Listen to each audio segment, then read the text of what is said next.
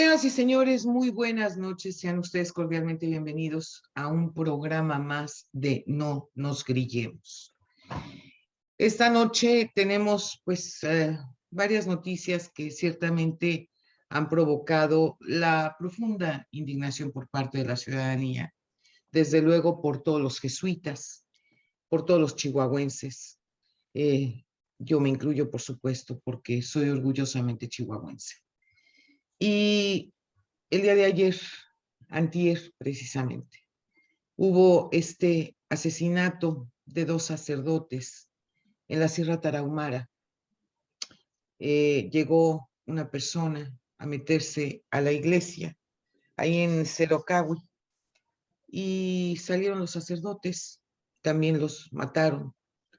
Los malandros se llevaron pues no solo el cuerpo de esta persona que iban persiguiendo, sino también el cuerpo de los sacerdotes. Posteriormente nos enteramos que habían matado a un guía de turistas y también habían secuestrado a algunos turistas que se encontraban por ahí. Cerca de Krill se encuentra este poblado.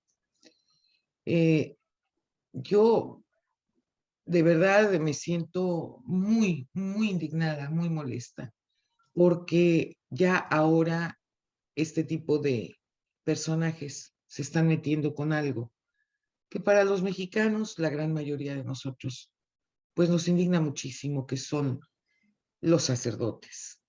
Recordemos que han habido a lo largo de la historia sacerdotes que han sido asesinados. Ahí tenemos al padre Pro, que muchos lo recuerdan. Yo me acuerdo desde la época de mi abuela que le rezaba al padre Pro. Tenemos sacerdotes también importantísimos en la historia de México. Por ejemplo, Miguel Hidalgo y Costilla, que fue asesinado en lo que es ahora el Palacio de Gobierno en Chihuahua, su capital. Y siempre fue un escándalo a nivel internacional. Es terriblemente lamentable que la mañana de ayer, cuando le preguntan al presidente de la República sobre este tema, haya comentado que al parecer habían asesinado a dos sacerdotes. Cuando antier, pues este acto se cometió durante la tarde-noche, y al día siguiente se supone que el presidente en las mañanas, por lo menos eso es lo que él dice, tiene reuniones de gabinete con el tema de seguridad y aparentemente pues nadie le informó con puntualidad de lo que realmente había pasado. Ahora entiendo por qué el presidente dice de manera constante que él tiene otros datos. No, no tiene otros datos, simplemente no tenía los datos de lo que en realidad había pasado, porque no era al parecer. Ya tenían los sacerdotes y esta otra persona y este guía de turistas y los turistas que estaban secuestrados.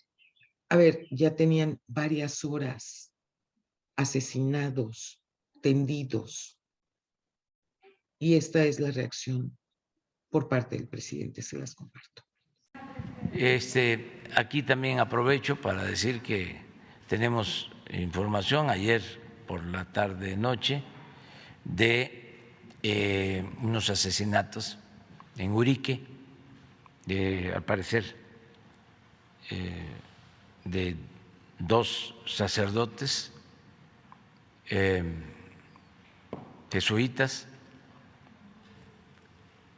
La información que tenemos hasta ahora, hasta las 5 de la mañana, es que entraron a la iglesia de Urique persiguiendo a una persona, lo asesinaron, salieron los sacerdotes y al parecer ¿sí?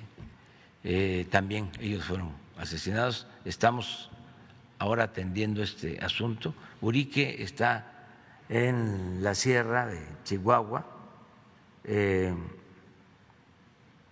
de Krill hacia adelante, por Temoris, por Chinipas. Es una zona de bastante presencia de la delincuencia organizada. Parece que se tiene ya información sobre los posibles responsables de estos crímenes. Es lo único que conocemos. Estamos trabajando en eso. Los dos sacerdotes asesinados de nombre Javier Campos Morales y Joaquín César Mora Salazar son quienes perdieron la vida, quienes ya no están. Elevamos nuestras plegarias para el eterno descanso, pero no podemos quedarnos nada más con esto. Desgraciadamente, aquí la pregunta cabría es, ¿seguimos dando abrazos? ¿Seguimos protegiendo los derechos humanos de estos asesinos? ¿Continuamos con esta manera de actuar con todos los delincuentes? Es terrible, es terrible. María Elena Pérez Jaén, qué gusto tenerte esta noche en este programa para que podamos hablar pues de todos los temas que nos preocupan, que nos afectan como mexicanas y que al final de la jornada ha sido un reclamo permanente, particularmente por parte de todos los padres de familia que tienen niños con cáncer y que se ha insistido de manera reiterada sobre los medicamentos, la falta de medicamentos. Y realmente pues no ha habido una respuesta concreta, definitiva, un abasto que se requiere a gritos porque el cáncer es una enfermedad que no puede esperar, que no le puedes decir, bueno, ahí dentro de un mes o dentro de 2 meses llega y mientras tanto a ver qué hacen. Y mientras tanto han habido muchos niños que se han muerto precisamente por la falta de medicamentos. Tú el día de ayer presentaste una denuncia y quisiera que nos compartieras, por favor, de qué se trató esa denuncia y qué es lo que esperas de la misma. Gracias por esta invitación y muy buenas noches a todo tu amplio auditorio y a ti también te lo agradezco. Bueno, este tema, hoy soy legisladora, soy diputada federal por el Partido de Acción Nacional, pero el tema de los medicamentos para mí se volvió cuando empecé a ver los dramas tan grandes y las demandas, no solamente para los niños y las niñas, sino para toda la sociedad en general empezó a ver el desabasto y empecé a hacer toda una investigación y esto viene desde el año pasado, todavía ni siquiera llegaba yo a la Cámara de Diputados y empecé a buscar y a ver por qué el presidente acusaba que si las empresas farmacéuticas, que si las distribuidoras y en realidad ni siquiera daban una solución. Y nada más te voy a decir rápidamente cómo empieza todo este problema del desabasto de medicamentos. Antes de pasar, si me permites, a la denuncia que presenté ante la Fiscalía General de la República. El presidente, una gente cercana a él, te lo voy a decir, se llama Carlos Lomelí, este personaje nefasto de Guadalajara, siempre le llenó la cabeza al presidente y varios de sus colaboradores de que había todo un entramado por parte de la industria farmacéutica y que si eran unos abusivos y que... Rateros y demás, claro. Y nunca hubo pruebas. Tan es así, Carlos Lomelí, precisamente quien le llena la cabeza al presidente, él es distribuidor farmacéutico, pero bueno, ¿qué sucede? En el 2018, siendo Andrés Manuel López Obrador candidato, recordemos a Alicia Bárcena, a la que acaba recién de dejar la CEPAL, esta diplomática de carrera, sí. Le dice al presidente, le dice a Andrés Manuel, ni siquiera era presidente, esto fue en 2018, le dice que para resolver los problemas de todo México, tiene que traerse a un organismo subsidiario de la ONU, que se llama la UNOPS, por sus siglas en inglés, que es esta organización especial de servicios. Este entramado de relaciones, ella convence al presidente y a Marcelo Ebrard, le dicen que tienen que traer a la ONU. No sé si recordarás cuando el presidente en sus primeras mañaneras, estas conferencias, él decía, y que la ONU venga para todo, y que la ONU para acá y la ONU para allá. Pero en realidad es este organismo que se lo había recomendado a Alicia Bárcena para que entrara en la vida pública de México. Bien. Entonces, cuando el presidente empieza a experimentar en estas cosas, que el presidente es un ignorante, Lolita, en las cuestiones de la administración pública, en los mecanismos, en los procedimientos, en las licitaciones. La verdad, no tiene idea de nada el presidente. Entonces hacen un experimento en el 2019 y dice el presidente, todas las compras de medicamentos las va a concentrar la Oficialía Mayor de la Secretaría de Hacienda. Recordaremos eso, en su momento era Raquel Buenrostro, la titular de la Oficialía Mayor. Y ahí empieza la debacle, porque imagínate que desconocen el sistema de México de distribución de medicamentos, es enorme, con un país con 130 millones. Por supuesto. Y de la complejidad, él creía que distribuir medicinas es como llevar Coca-Colas a los pueblos, no entiende nada. Entonces, su primera ocurrencia, porque el presidente es ocurrencia y caos, Lolita. Eso es lo que es Andrés Manuel. Se le ocurre una idea y mira nada más lo que derivan en los desastres que hace, incluso ya en el coste de la vida de los mexicanos. Entonces, entra este organismo, entra primero la Oficialía Mayor de Hacienda, y entonces se empiezan a entrampar porque no entienden. Entonces dicen, bueno, vamos a traer la UNOPS de la ONU para que supervise. Ahí sí la UNOPS se da cuenta que todo va a ser un desastre y les dice, oigan, pero necesitan no solamente comprar los medicamentos, sino quién los va a distribuir y en las condiciones para que los medicamentos vayan en perfectas condiciones. Y todo eso se empieza a atorar y no salen las medicinas. Entonces, acuérdate que también el presidente empieza el desmantelamiento del sistema de salud cuando cancela el Seguro Popular, crea esta cosa del Instituto Nacional del Bienestar, el INSABI. No, de veras, esto ha sido terrible. Entonces, deja sin la protección a aquellas personas que no son ni afiliados del Seguro Social ni del ISSSTE, los deja sin la protección que les daba el Seguro Popular. Encima, Hacienda detiene en desconocimiento también por parte de Hacienda. ¿Qué va a saber Hacienda de la compra de medicamentos? Bueno, en 2019 empiezan a escasear los medicamentos. No hay el total desabasto porque la compra de 2018, que fue la última compra consolidada que había hecho la administración de Peña, que fue antes de terminar el sexenio Peña, su gente había, digamos, hecho la compra para el 2019, todavía no se resiente tanto, pero ya se empiezan a dar al segundo semestre, no, más bien el segundo trimestre de 2019 empieza la escasez de medicamentos. Sí. Y empieza, como no hay manera de avanzar, el presidente les dice que la manera para solucionar esto es que un organismo internacional, o sea, la ONU, la UNOPS, que depende de la ONU, sea el encargado de realizar esas compras. Entonces, en julio de 2019 se hace, o fue en el 20, ya cuando empieza esto a entramparse, hay una reforma a la ley de adquisiciones para permitirle a los organismos internacionales hacer acciones como sean para otorgar servicios a la población. Y esto significa que comprar los medicamentos a nombre del Estado mexicano.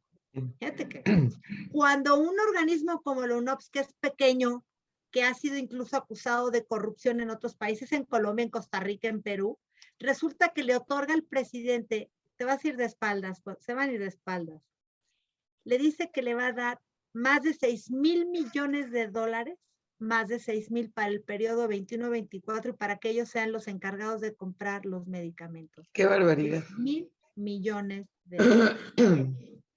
Pero la UNOPS también se entrampa porque la UNOPS no puede con el paquete, no entiende muchas cosas, nunca hace un estudio de cómo funcionaba. A ver, el sistema de licitación en México funcionaba tendría sus problemas, pero funcionaba bien, Lolita. Por Sí había supuesto. escasez de algunos medicamentos, pero no lo que empieza a ocurrir. Entonces, llegan extranjeros que no tenían la menor idea de cómo hacerlo. Digamos, la UNOPS es este organismo que puede hacer en países de África o puede hacer quizás lo de pues una licitación de un tren, pero no de toda digamos, el abastecimiento de medicamento. Bueno, se hace todo esto y como además Andrés Manuel toma una venganza ya personal contra las farmacéuticas de México, especialmente con una que es de las 5 más grandes de América Latina, que es PISA. Estos laboratorios que son gigantescos, que son de mexicano, de capital mexicano, son creo que se llama Álvarez Bermejilla, los dueños que están en Jalisco, que por cierto, Carlos Lomelí siempre estuvo detrás, o sea, afectándolos a ellos en donde podía. Bien. Los laboratorios PISA. Pues vaya que lo logró, ¿eh? ¿Sí? No, y espérate lo que descubrí después. También hice una investigación el año pasado. Resulta que estos laboratorios PISA, que son los principales productores de medicamentos oncológicos, resulta que les empiezan a poner multas, la COFEPRIS, ¿no? La Comisión Federal de Riesgos Sanitarios, encargada de otorgar los permisos para los medicamentos. Por supuesto. Resulta que les empiezan a clausurar, les empiezan a poner multas. Ellos ya habían construido unas naves impresionantes creo que es la Jomulco de Zúñiga, en Jalisco. Creo que son inversiones millonarias en dólares. Tienen todo el equipamiento actualmente, Lolita, en Jalisco. ¿Pero qué crees? No les ha otorgado el permiso a la COFEPRIS para iniciar las operaciones y producir los medicamentos oncológicos. Al no permitirle a las empresas mexicanas producir oncológicos, entonces todos estos, el INSABI, pero sobre todo ya la UNOPS, porque le habían otorgado esa facultad a la UNOPS para que fuera a comprar a nombre del gobierno mexicano, del Estado mexicano, donde fuera, pues fueron a la India, a todos. ¿Pero qué crees? Ni cumplen las especificaciones, ni las normas que están establecidas en el marco legal, pero todo por no comprarle a las farmacéuticas mexicanas, fueron a comprar afuera medicinas que no cumplan requisitos y más caro. Entonces, todo esto y luego, pero claro, en un mercado, o sea, el mercado de las farmacéuticas, digamos, el mercado no es como tú que vas y dices, pues voy a ir a comprar 1000 cajas de tomates, por decirte. Claro. No, esto tiene un tiempo, es una planeación, tú lo haces, hay una planificación y ellos mismos también lo hacen para producir las medicinas, no están a la venta de estas farmacéuticas porque tienen caducidad, porque por supuesto. tienen insumos, bueno. Todo esto se vuelve un escándalo y empieza a discutir 2020, 2021, hasta que ya estalla la crisis en la demanda de los padres. Pero déjame decirte, no solamente son los padres, Lolita. Son personas, adultos, que están padeciendo la escasez de medicamento. Bien. Entonces, todo esto pues ha colapsado al sistema de salud, la desaparición del Seguro Popular. Luego la destrucción digamos, de todos los canales de distribución de medicamentos. De veras, todo lo que toca el gobierno de Andrés Manuel lo hace pedazos. De veras, todo, yo soy politóloga y administradora pública, yo he estado en los temas de transparencia más de 20 años, he hecho mi carrera en esos temas porque estoy convencida que son los mecanismos que los ciudadanos tenemos pues para exigir rendición de cuentas a los gobiernos de cualquier orden, o sea, estatal, municipal y federal. Entonces yo me he adentrado en la vida y fui autoridad como en transparencia, como comisionada de lo que fue el INAI, el IFAI, hoy INAI, Instituto Nacional de Transparencia, Acceso a la Información y Protección de Datos. Entonces, conozco las entrañas de la Administración Pública Federal. Tengo mucha gente conocida ahí y de veras, yo voy viendo los procesos que hacen y van destruyendo todo a su paso. Bien.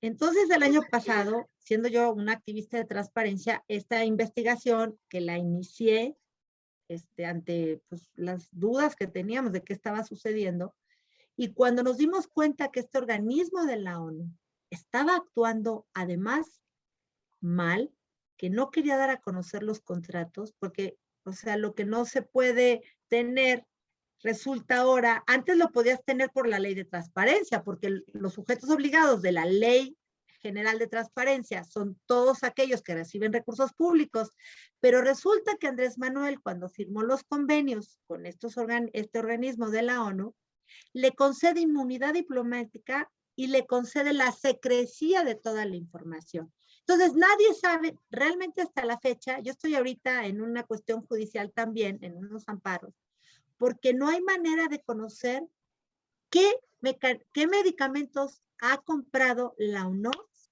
No sabemos cuánto se ha gastado, te digo, más de 6,000 millones de dólares.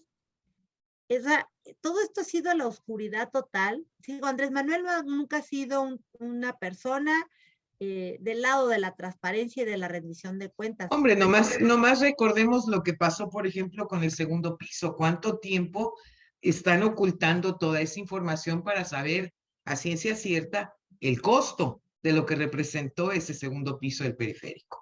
Logramos desclasificarla porque yo era la autoridad, yo era en ese momento consejera de transparencia del órgano garante de la ley de transparencia, pero verdaderamente esa información no es ininteligible. O sea, es terrible porque además, o sea, la tenías que ir a consultar o tenías que pagar 3 millones de pesos por sacar las fotocopias. Bueno, era una cosa, pero al fin se la desclasificamos. Pero bueno, todo lo que fueron ocultando él cuando fue jefe de gobierno, ahora lo estás replicando en el gobierno federal. Como presidente de la República. Precisamente, o sea, él es una persona que la transparencia le da, voy a decir una expresión, le da como salpullido, se pone mal, se descompone. Le saca ronchas, pues, de una manera muy coloquial. ¿No? O sea, él le tiene aversión a la transparencia. Él es un hombre formado en los 70s, cuando antes no podías conocer nada. Y verdaderamente nosotros en los temas de transparencia en México sí hemos avanzado muchísimo. Ahorita hay un pequeño retroceso, pero yo ya dije que lo que me quede de vida, o sea, lo voy a entregar a la transparencia porque es lo único. Por eso nos hemos enterado de tantas cosas, Lolita.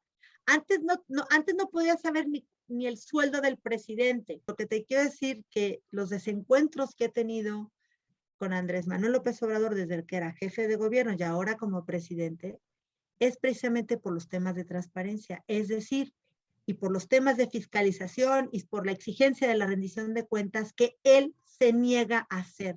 Él miente todas las mañanas, o sea, cada vez que escucho que dice su frase, es que la democracia es un pilar fundamental de la democracia, digo, la transparencia es un pilar fundamental de la democracia, luego, señor, entonces usted es un antidemócrata. Usted es un antidemócrata porque usted la transparencia la ha torpedeado.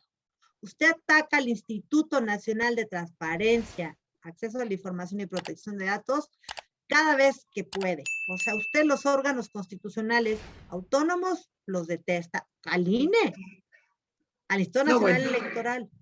O sea, hay 8 órganos constitucionales autónomos. Si quieres te los puedo decir, se los ha ido apropiando de alguna manera, porque desafortunadamente no hemos encontrado el mecanismo adecuado para elegir a los titulares de estos organismos constitucionales autónomos.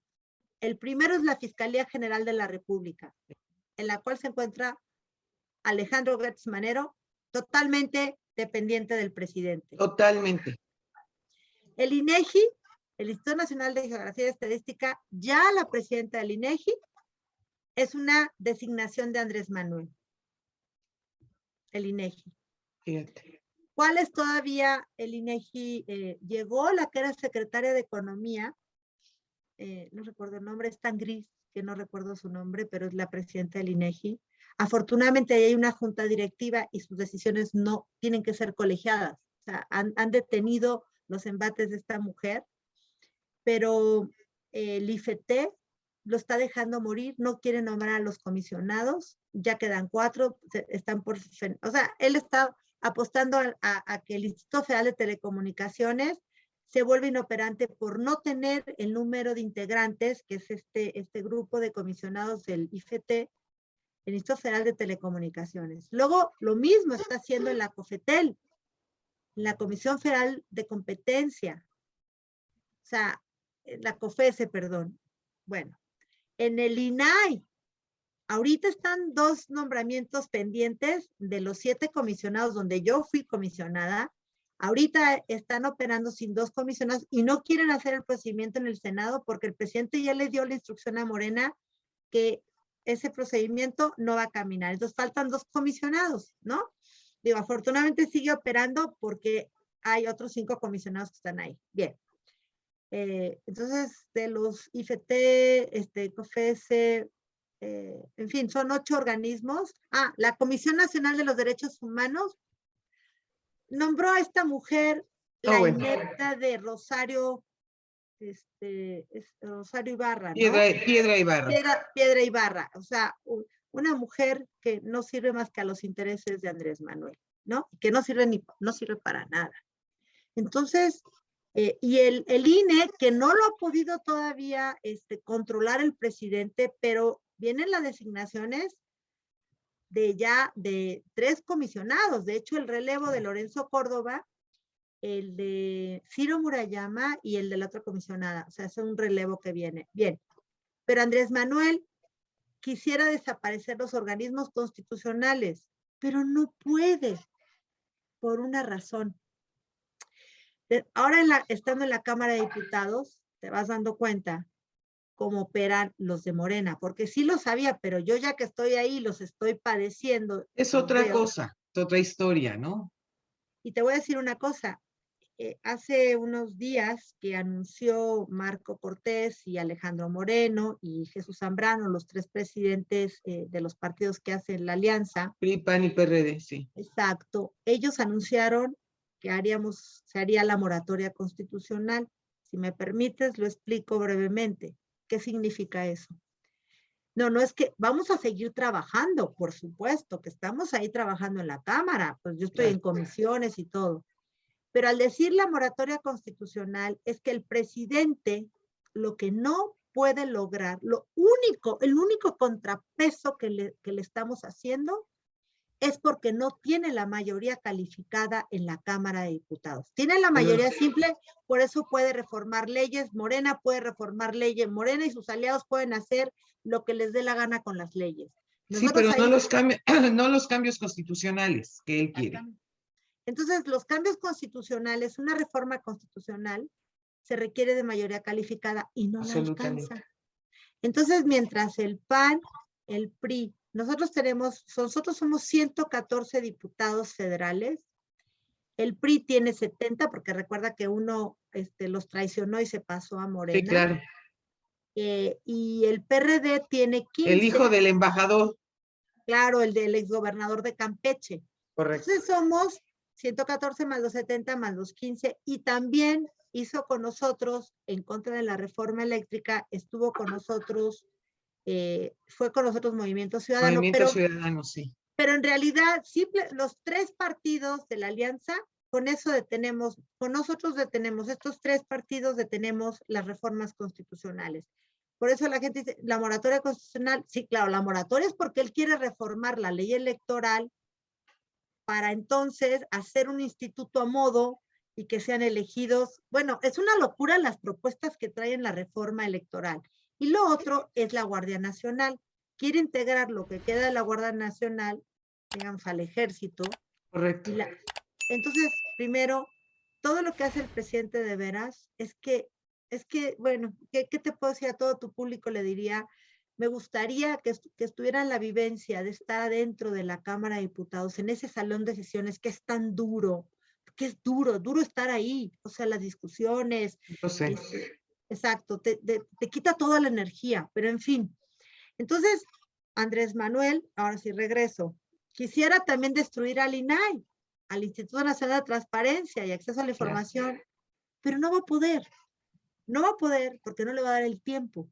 Bueno, ahora explícame brevemente la denuncia. Esta demanda que metiste el día de ayer. Bueno. Exactamente entonces, de qué se trata, porque tú sabes que en los medios de comunicación tenemos el tiempo pues muy marcado, sí, y no quiero que que se pase, que ese es nuestro tema el día de hoy.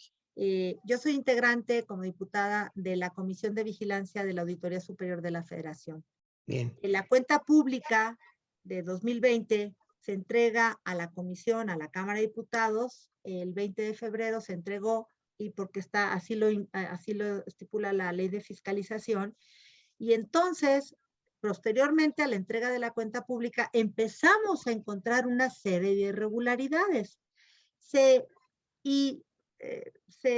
convocó a un calendario de reuniones de trabajo con los auditores especiales y posteriormente con el auditor superior de la Federación, David Colmenares.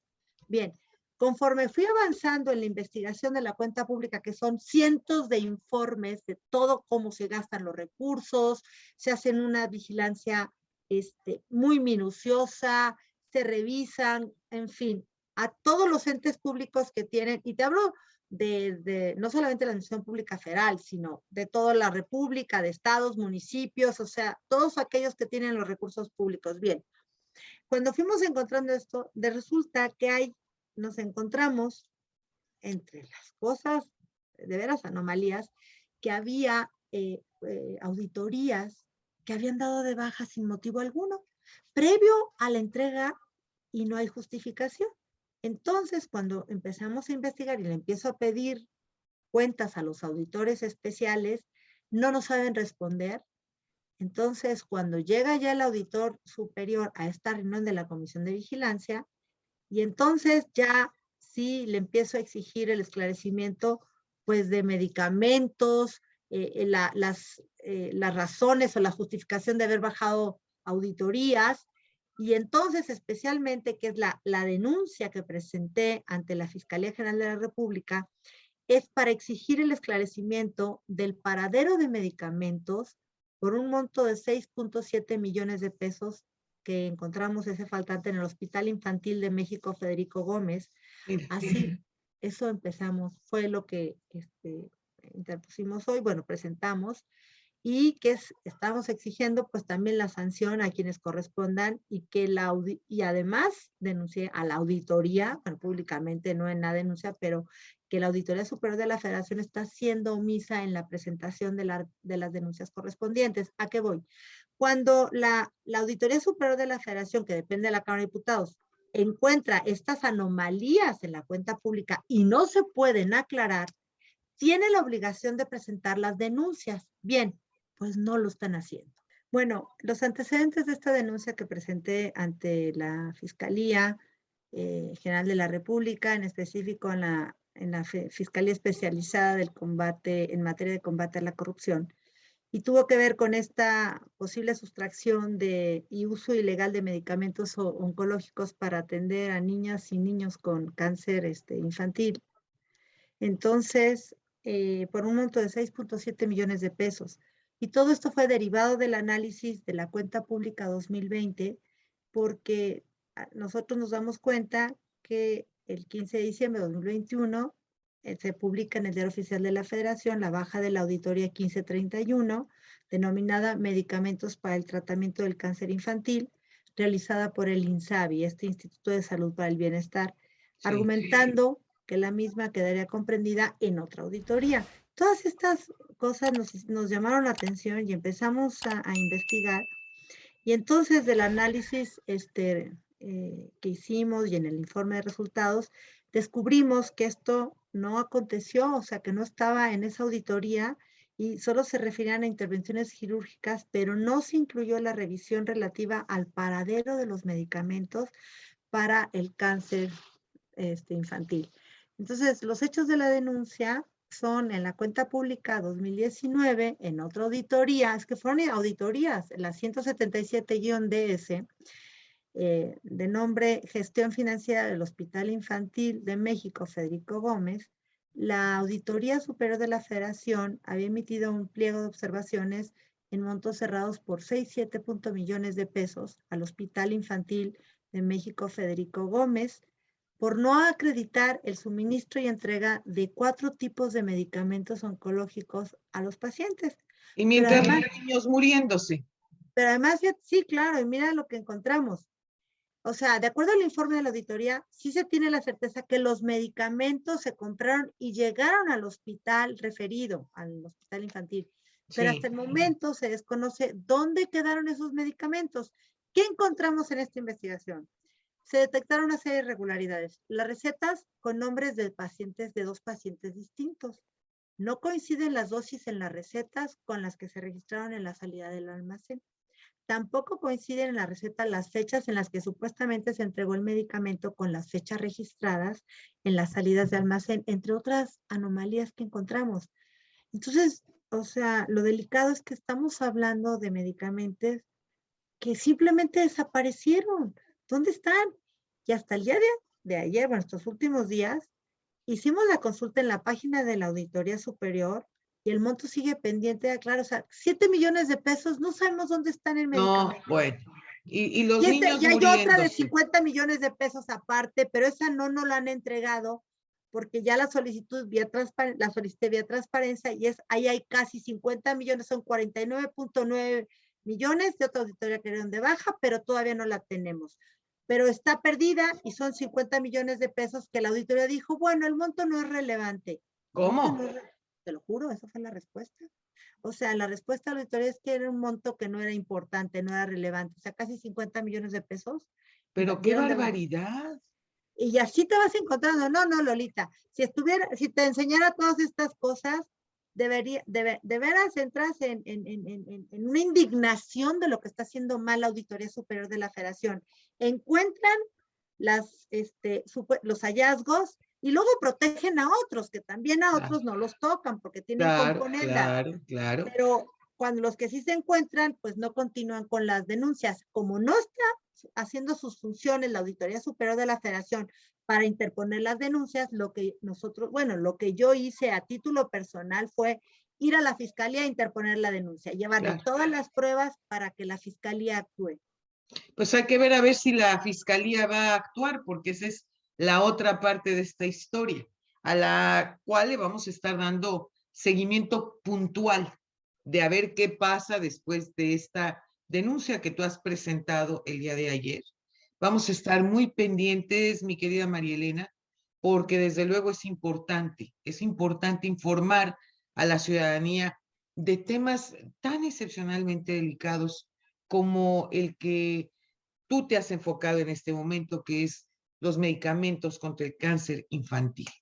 Te mando un abrazo, te agradezco enormemente que hayas estado conmigo hoy en No Nos Grillemos, que esa frase que a lo mejor de repente puede parecer simpática, chistosa, etcétera, etcétera, tiene un fondo muy importante, porque el no nos grillemos significa hablemos con la verdad, hablemos con responsabilidad, hablemos, como decimos de manera coloquial, con los pelos de la burra en la mano, porque es la única manera de informar puntualmente a toda la ciudadanía de lo que en verdad está pasando en nuestro queridísimo México. Te mando un abrazo con todo cariño. Y yo te mando otro y te agradezco infinitamente esta oportunidad de charlar pues de tantos temas que están en la agenda pública mexicana. Y a ti yo te mando otro abrazo con todo mi cariño, Lolita. Muchísimas gracias. A la distancia. Gracias. Muchísimas gracias. No se pierda entonces nuestro programa este próximo sábado en punto de las 7 de la noche. Vamos a estar transmitiendo la tercera parte de esta entrevista que a ustedes les ha gustado mucho, que es Con Libertad. Pero el próximo miércoles estaremos en otra emisión más de No Nos Grillemos. Mientras tanto, que pasen muy buena noche y nos vemos muy pronto.